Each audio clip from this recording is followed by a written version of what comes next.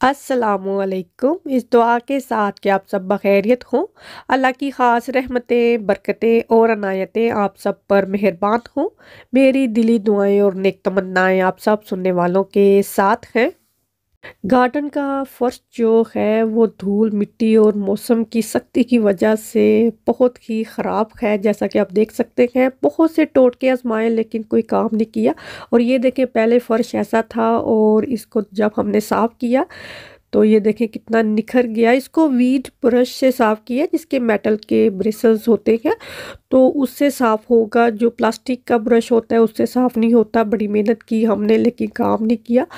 तो ये जो मेटल का ब्रश है उससे बड़ी आसानी से साफ़ हो गया। थोड़ा टाइम लगा लेकिन मेहनत जो है उसने मिशन कंप्लीट करवा दिया।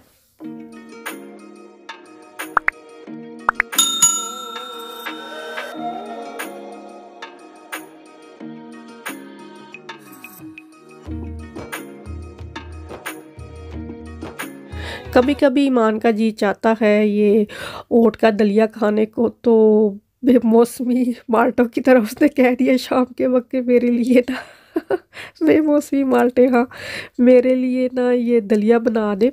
असल में मौसम जो है वो सही नहीं है। धूप ज़रा लगती है तो गर्मी लगने लगती है, धूप ना हो तो सर्दी लगती है। और बेमौसमी कोई चीज़ खा लेना तो तबीयत ख़राब हो जाती है। दुआ ने आइसक्रीम बहुत खाई तो दुआ पकड़ में आ गई, उसको चढ़ गया बुखार। और बच्चों को बुखार चढ़ जाए ना, वो चिपक चिपक के साथ बैठते हैं, तो मेरे साथ जुड़ जुड़ के बैठती रही। और ईमान के तो पास ही चिपकी रही। ईमान को भी इसने बीमार कर दिया और उन दोनों ने मिलके मुझे बुखार चढ़ा दिया। पिछले 2-3 दिन से काफ़ी तबीयत जो है ख़राब रही। तो ईमान को इस तरह दलिया जो है वो अच्छा लगता है। जब उसकी तबीयत ख़राब हो तो वो उसको बना कर दिया।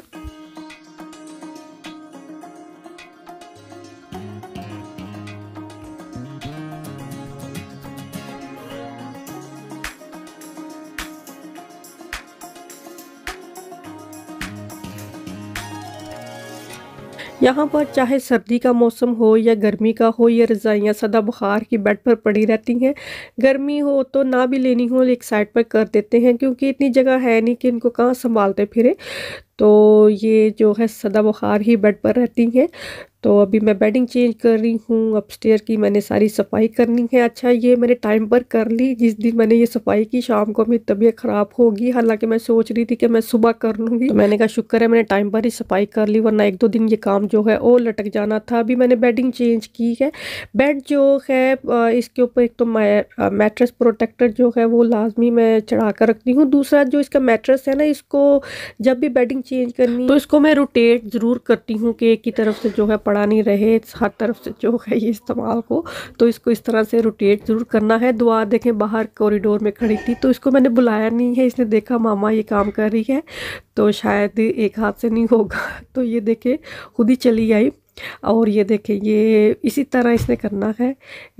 देखे कि कोई काम करने वाला है, मामा को थोड़ी हेल्प चाहिए तो ये अपने आप ही ना हेल्प कर देती है। ये देखे ज़रा इसके काम।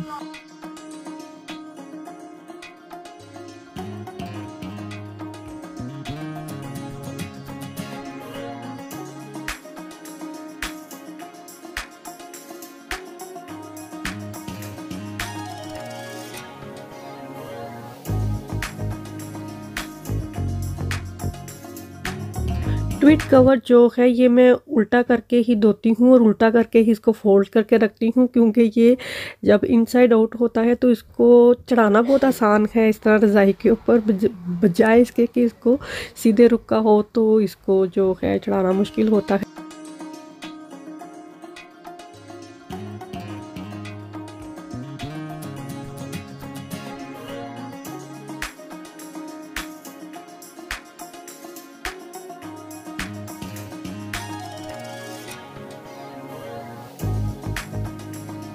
बेड डबल साइज़ का है लेकिन जो इसकी रज़ाई है ये किंग साइज़ की है, तो बेड के साइज़ से रज़ाई काफ़ी बड़ी है। तो इसको देखें मैं किस तरह से फ़ोल्ड करती हूँ। इसको अब बॉटम से फ़ोल्ड करें तो यहाँ पर ना एक ऐसे वो हम्प सा बन जाता है। तो इसको जो टॉप साइड है वहाँ से इसको फ़ोल्ड कर लें तो वो देखने में भी नाइस लगता है।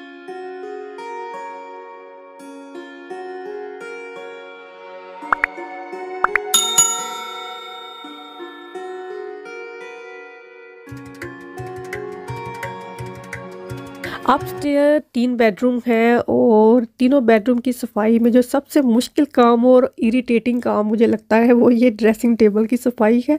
ये हो जाए तो समझे सारा अपस्टेयर साफ़ हो गया, क्योंकि इसकी एक-एक चीज़ साफ़ करनी पड़ती है। ये मुझे सबसे मुश्किल काम लगता है, तो ये मैं सबसे पहले ही करती हूँ।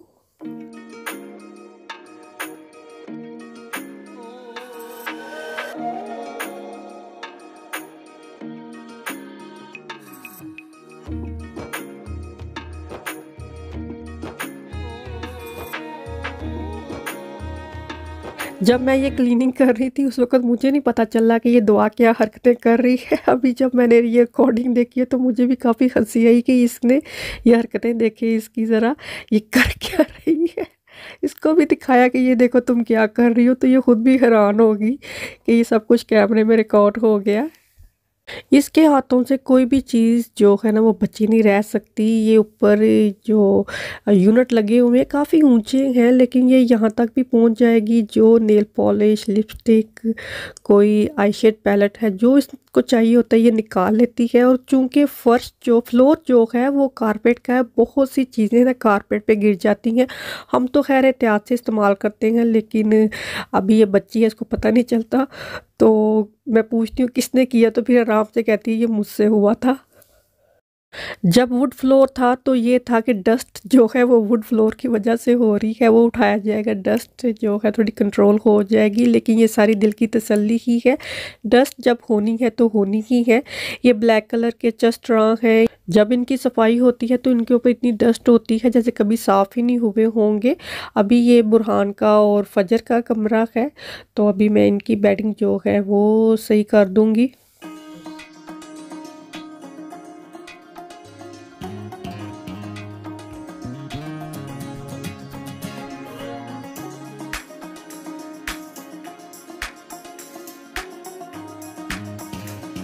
ये सारे कुशन जो हैं ये फजर के हैं। ये रात को जब सोती है तो सारे साइडों पर रखे होते हैं इसने। कोई भी इधर उधर हो जाए तो उसको पता चल जाता है मेरा कुशन गायब हुआ है, कहाँ चला गया। तो ये सारे कुशन ना इसकी बेड पर ही रखे होते हैं मैंने इस तरह से। ये लॉन्ग वीकेंड था बच्चों को, सैटरडे संडे तो छुट्टी ही थी, लेकिन मंडे को भी छुट्टी है। छुट्टी रही, बल्कि नेक्स्ट वीक जो है वो भी मंडे को छुट्टी होगी, क्योंकि वो कोरोनेशन वीक है, तो उसकी भी बच्चों को छुट्टी होगी। और आई थिंक ये पूरा मंथ ही जो है ये मंडे को बच्चे ऑफ रहेंगे।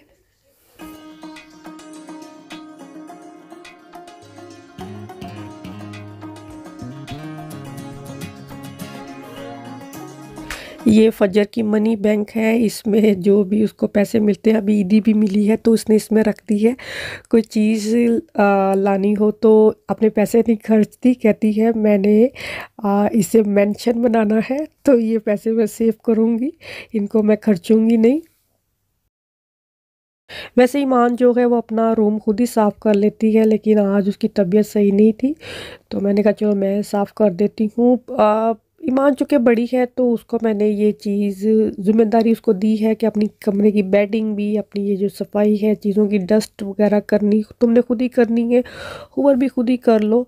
तो अभी जैसे बुरहान का और फजर का कमरा है, सम टाइम उनकी बेडिंग भी चेंज करनी हो तो भी मैं ईमान से कह देती हूँ। तो इस तरह छोटे छोटे काम जो हैं वो मैं बच्चों से कह के करवाती हूँ। इस तरह बच्चों को ना आदत पड़ती है, चाहे ना भी सही करें, लेकिन ये है कि उन्हें काम करने की आदत पड़ती है, सुनने की आदत होती है कि हमें ये काम कहा जा सकता है।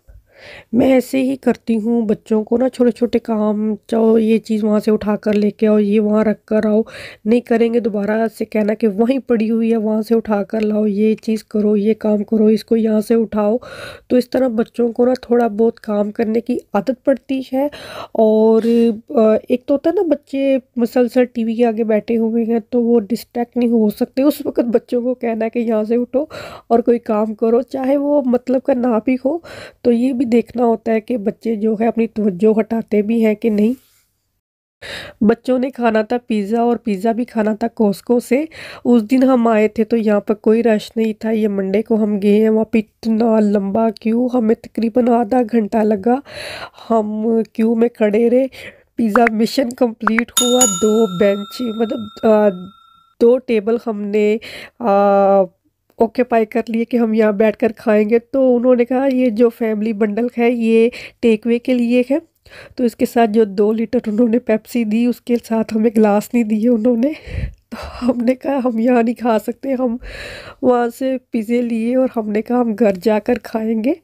इतना रश था वहाँ पर, 25 से 30 मिनट लग गए। मैं और ईमान जो है क्यू में खड़े रहे, और बाकी बच्चे इन्हें बुक्स चाहिए थी, तो वहाँ से रिफिलर सोडा मिलता है, जैसे कोक पेप्सी जो भी है, तो वहाँ से रिफ़िल कर सकते हैं। 119 का है। तो मैंने कहा हमें ये ग्लास दे दे, तो कहते नहीं हम ये नहीं दे सकते, ये हमारी स्टोर पॉलिसी नहीं है।